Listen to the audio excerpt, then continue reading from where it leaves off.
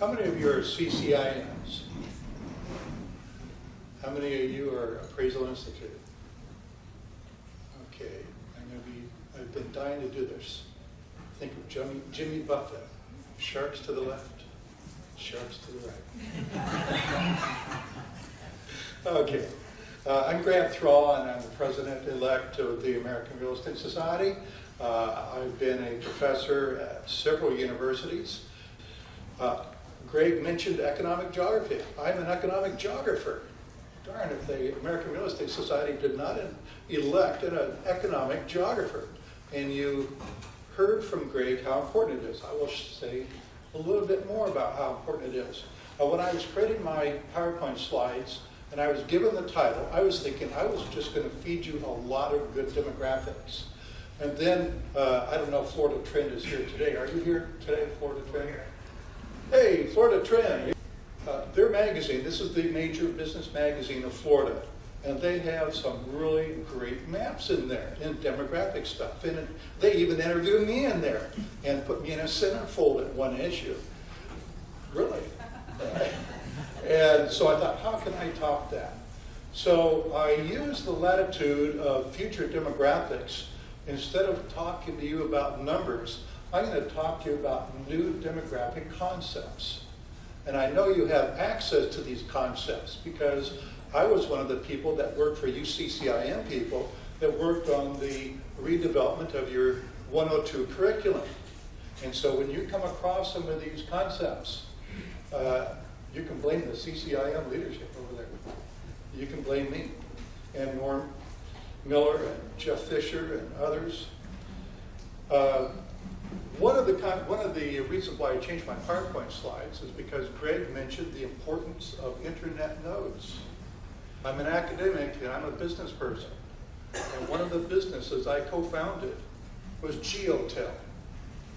And people don't realize the importance of the geographic technology industry. First company that has mapped, like roads on your navigation device in your automobile, the entire fiber optic network of the United States.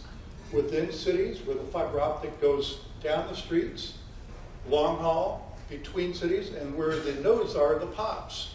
So if you invest in commercial real estate and then somebody tells you, oh yeah, well you can link into the high bandwidth, down the street. I know a person in Santa Barbara that believed that and had to spend $5 million to connect because they weren't near a POP. And this is a company that I co-founded. I will say I am no longer involved with the company, so I'm not pushing it. I get nothing else from the company. But it's a wonderful, wonderful technology. So my focus is on future demographic measurements. That was a future measurement. That is, in my president-elect editorials, I write about Joseph Schumpeter, an economist, and people ask me, well, when is the real estate market going to come back? Well, this is a concept of equilibrium. And most undergraduate economic courses, and I used to teach economics, was that you have a smooth calculus. You go from one point to another, and you reverse the conditions, and then you go back to that former equilibrium. Or if you're going along a path and you continue to give that force, and you'll continue to go along that path. Well, that's not how it works. And Joseph Schumpeter recognized that. Think of water flowing along the Niagara River. It's got a force, and then it goes over the falls. You give it the same force going the other direction, it ain't going to go up the falls. And that's how the economy is, and that's how the real estate market is. So Schumpeter called this creative destruction. It's good every now and then to tear down your economy, to tear down your market. And then he argued, like a phoenix, a new economy can then be staged to be created. I believe that we're in a Schumpeterian destructive equilibrium, and we will be coming out of it but it will be different. It's not going to be the new old. It's going to be a new. Creative destruction. And by the way, and so we need visionaries. It's not just projecting the real estate market out as a straight line. That was one of the mistakes we got into. Indeed, the world is not a straight line, but it's a logistic S-curve. We can categorize canals by their cargo load going through them. We can categorize airports by their cargo or people going through them. We also categorize people. You say, well, okay, people are black or white or rich or poor. That is so 20th century. I'm sorry, we don't do that anymore. We don't care because they're not good measurements. We have better measurements, and they're called psychographics. And those of you who log on to Site to Do Business, now called CCIMtech.com, you have available to you a marvelous database called Tapestry. And I will explain to you, those who are not familiar with it, what Tapestry is. And this is what we use in retail. Be careful the metric you adopt. You may achieve that. And this is so critical for education. Bad metrics. Okay, back to my logistic S-curve. A physicist during World War II calculated the amount of lead that one needs to have around radioactive material, uranium, whatever. And so it was what we can consider the spatial diffusion of particles from this radioactive source through the lead container outwards. And afterwards, this physicist said, World War II, he probably wanted a job. He says, okay, now I've calculated that. What does this say about people? And so he created a new field of economic geography on the spatial diffusion of information and ideas. And this now today is the core in retail marketing. This kind of information, and we'll go through it. His name was Thorsten Hagerstrand. He died about 5 years ago. He was Swedish, University of Lund. And what he said is, what this is on the vertical axis, this is the cumulative sum of population, percentage of the population that have adopted the idea. And then we go up until, some percentage and nobody else is going to adopt, or everybody has adopted. The mathematics of this is very easy, but you got no calculus, and we're not going to do that in here. But through time, the percentage increase of people that have the idea, the attitude, increases, and then it increases at an increasing rate, then at a decreasing rate, and reaches the flat line and asymptote.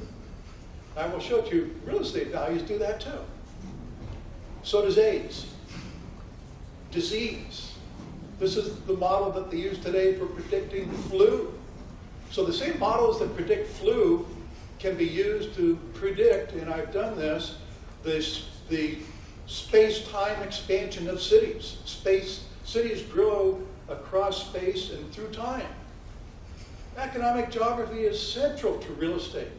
It is location, location, location. And it's not just 3 words in a Sunday afternoon newspaper. So Thorsten Hagerstrand categorized people by when they adopt. And the first adopters, well, we have to have something to adopt. So the first set of people are the innovators. You hear so much about innovators today. We heard from Greg about Aerotropolis, that you need an airport. And there are other ideas that have reached the popular press, like Richard Florida's ideas. You need to have a creative city. Well, this concept predated Richard Florida. It goes to Thorsten Hagerstrand. And we look at then who are the innovators and what type of environment creates the innovators. And I'm going to actually show you And I don't know Richard Ford personally. Greg does. I respect his work. But, I'm an econometrician. And there's not econometric. There's, we economists have litmus tests for something we believe in. And I can't believe in, I can like Richard Ford's work. It's inspiring, that I don't believe in it because I can't get econometric support for it. Now, I will show you how we can get econometric support for it, where the hot spots are going to be based upon that, and also how that affects education. I saw in the newspaper today, Governor Scott is resisting, something about tuition. So this is very much in the news in Florida today. Now, you're familiar with these ideas. One is Richard Ford's Rise of the Creative Class. Other one is Jules Giroux, 19 Nations in North America. So this is very popular. It all dates back to Forrest and Hegerstrand.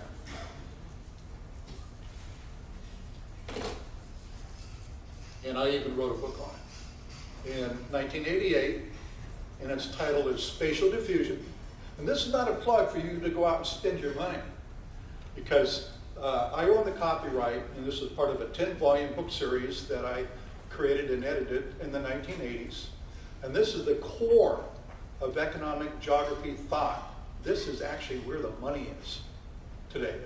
It's an industry a business industry that's growing as fast as internet cash transactions. Anybody know what the world's largest privately owned software firm is? It's a geography company. ESRI. And they're the ones that have programmed Site to Do Business, the geospatial components of it. So, this Esri then, in the 1960s, go back, Dow Jones, of newspaper fame, they form a subsidiary called CACI, or Catchy Marketing System, however you pronounce it. And one of the products they created was ACORN, A Classification of Residential Neighborhoods. And they categorize people based upon their propensity to consume.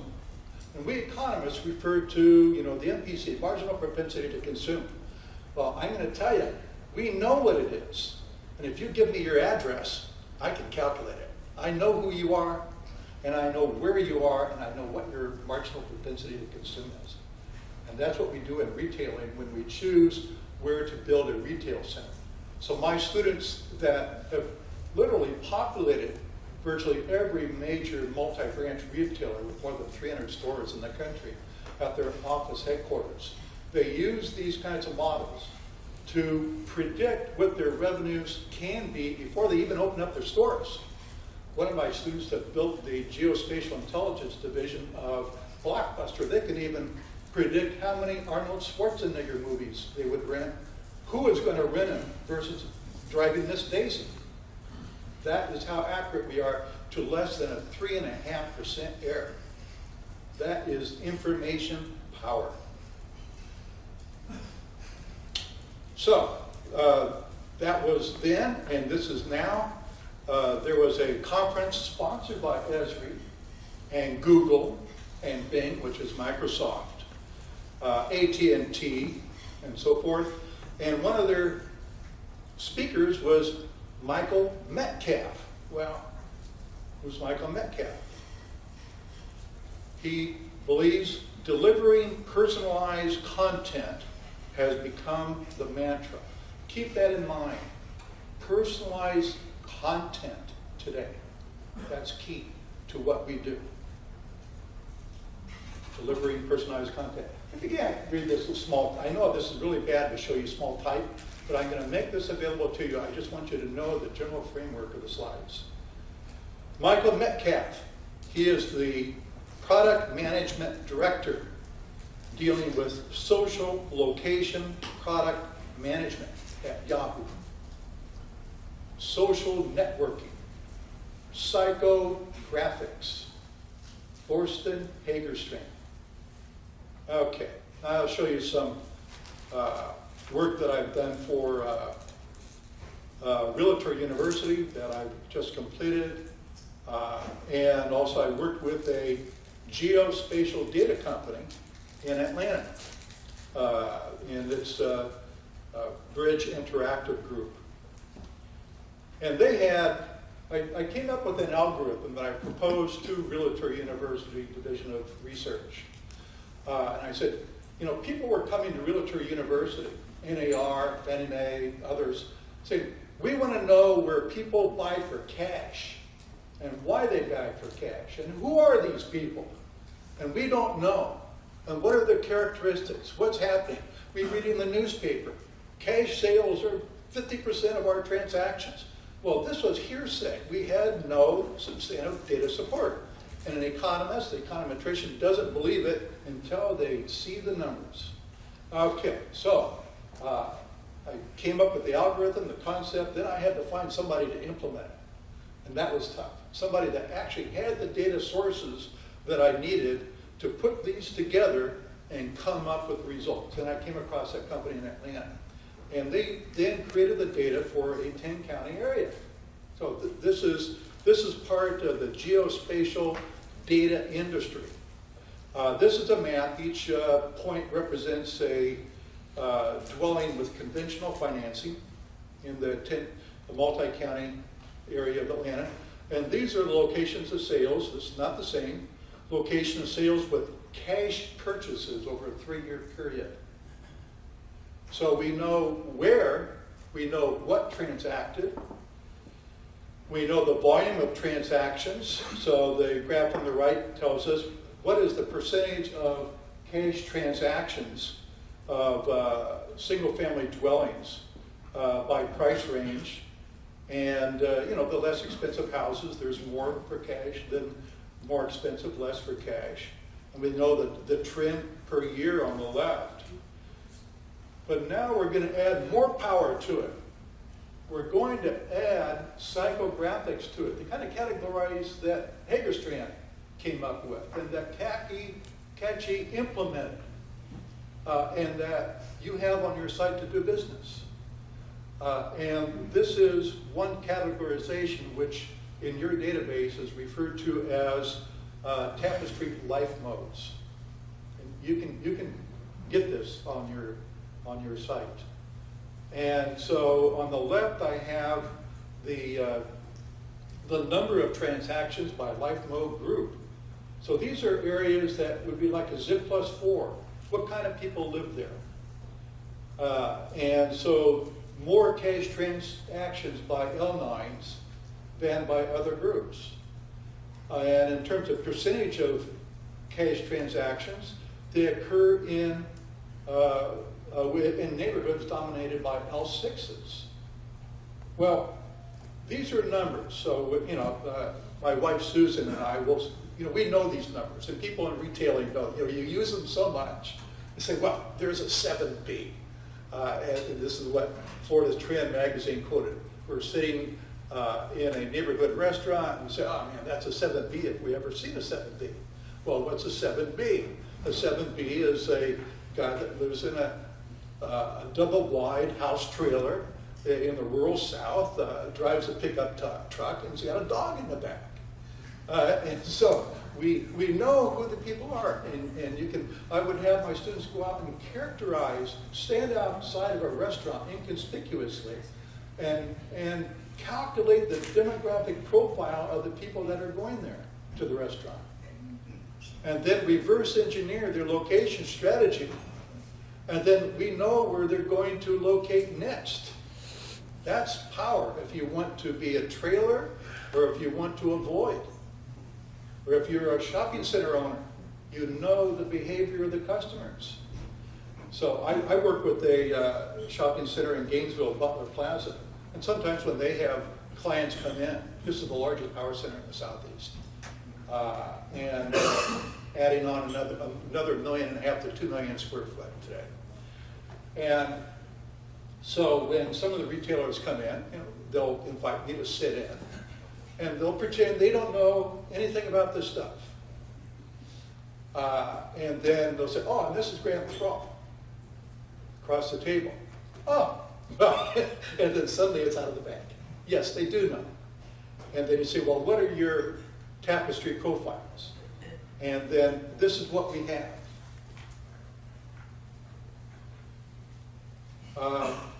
I've done this for universities across the state. For the state of Florida Board of Governors, I did a big geographic access report for them. They're the group that oversees the 11 campus state university system. Here in Pinellas County, St. Pete College, we know who our students are. Same with the University of Florida. We know who our students are. Half of the University of Florida students are categories L1 and L2. And that's very different than the categories of students that go to St. Pete College. Now, if you're a retailer, this is very important. So if you have a value platform, like let's say Chico's and Talbot's, the value platform is not only the blouse or the dress, but it's the total shopping experience. From the co-locators like Chico's and Talbot's co-locate, to the service that you get when you walk in the door. My wife buys some clothes at Chico's, and she goes in and says, "Oh, hello, Dr. Thrall. We know you like red, and we had a red dress that we think you're going to like." Okay, that's one level of service. Or you go into Walmart. It's not bad. Who knows? It may be the same dress, but it's a very different shopping experience as you're greeted, and it's not about income. So on the left, it doesn't matter what these categories are. These are the categories. And on the horizontal axis is income range. The income range is very broad. So they're overlapping. It's not about income. It's not about race. It's about, this data is about what is your revealed preference that Paul Samuelson wrote about in the 1950s. Revealed preference. What do you spend your money on? And if we know what you spend your money on, then we know what your values are. And if we know what your values are, we can predict your future consumption based upon changes. We can predict your attitude. And that's what we want to do. Use alternative demographics to predict the future. This is the big industry today. And this is what social networking is doing. They're drilling down. Let's get back to this logistic S-curve again.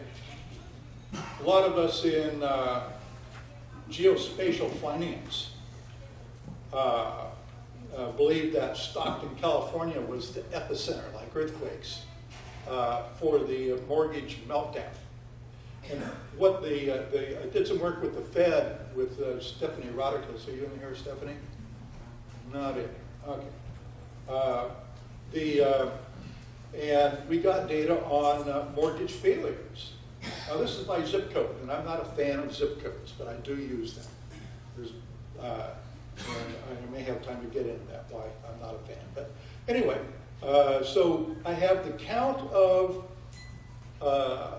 mortgages that have failed, and I did a cumulative count over time in Stockton, and doggone it, if it's a logistic S-curve again, it's not a straight line.